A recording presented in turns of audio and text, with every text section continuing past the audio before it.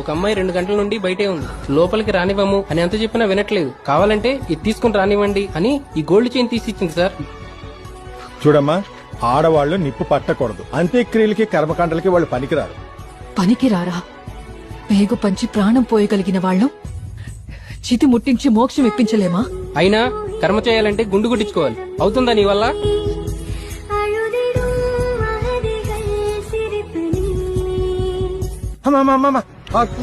లే పైకి. ఆ వ్యక్తి మీ నాన్న, పెదనాన్న, బాబాయ్, మామయ్య?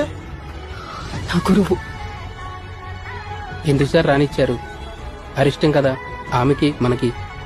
విద్య నేర్పేవాడి మీద కామెంట్లు జోకులు వేసే ఈ రోజుల్లో గురువు కోసం గుండు కొట్టించుకోవడం కూర్చుందయ్యా.